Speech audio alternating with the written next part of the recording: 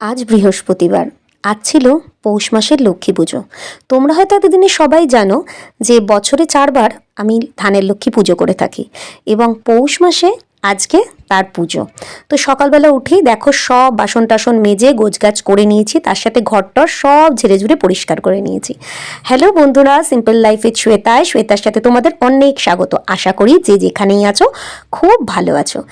ঠাকুরকে নামিয়ে ঠাকুরকে গুছিয়ে নিয়েছি, আর এই দেখো সেই মা লক্ষ্মীর ধানের হাঁড়িটা নামিয়ে নিয়েছি।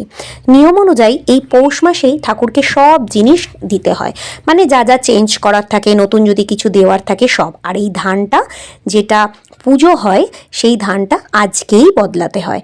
সারা বছরে এই একটা দিন পৌষ মাস, যে মাসে ঠাকুরকে সব নতুন নতুন জিনিস দিয়ে পুজো করতে হয়, তো এই ধানটাও প্রতি বছর এই পৌষ মাসেই বদলাতে হয়। তো গতকাল আমরা বাজার দোকান সবই করেছি, আর তার সাথে ধানও কিনে নিয়েছি। ধানের একটা নির্দিষ্ট মাপও রয়েছে। আর এই যে দেখছো হাঁড়িটা, এটা যতদিন মা থাকবেন বা আমি থাকবো, আমার বংশের উত্তরসূরিরা পুজো করবেন, ততদিন এইভাবেই পুজো করবে, মানে এই হাঁড়িটাতে জল ঠেকানো যাবে না। তো এটাই হলো নিয়ম। তো দেখো কথা বলতে বলতে ঠাকুরটাকে পুরো গুছিয়ে নিয়েছি। এই মা বসে পড়েছেন, আর এই যে ওপরে ছবিটা দেখছো, এই ছবিটা তো তোমরা কালী পুজোর রাতেই দেখেছো, আমি নতুন বাঁধিয়ে এনেছি। আর এই হলো মা বসে পড়েছেন, সম্পূর্ণটা সাজানো আমার কমপ্লিট।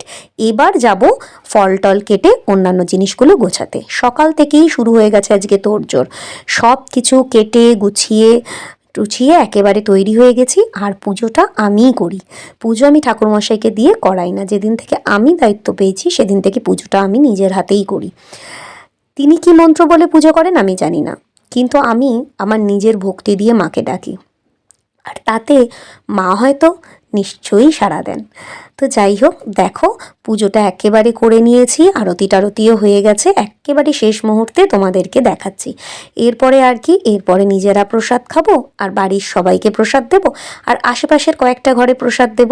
মা লক্ষ্মীর কৃপায় তোমাদের সকলের সংসার সুখ সমৃদ্ধিতে ভরে উঠুক। আর এখানে হচ্ছে আমার প্রতি বৃহস্পতিবারের মা লক্ষ্মী, আর সব ঠাকুররা তারাই বা বাদ যায় কেন, তো তাদেরকেও তো পুজো করতে হবে। তো সেই সব দুটো ঘরের সব কিছু গুছিয়ে টুছিয়ে পুজো কমপ্লিট করে ফেলেছি। তো তোমাদের আজকের আমার পুজো কেমন লাগলো জানিও। ভালো লাগলে একটা লাইক করে দিও আর কমেন্ট করো, আর অবশ্যই শেয়ার করতে, আমার চ্যানেলকে সাবস্ক্রাইব করতে ভুলো না। সবাই ভালো থেকো, সুস্থ থেকো, টাটা।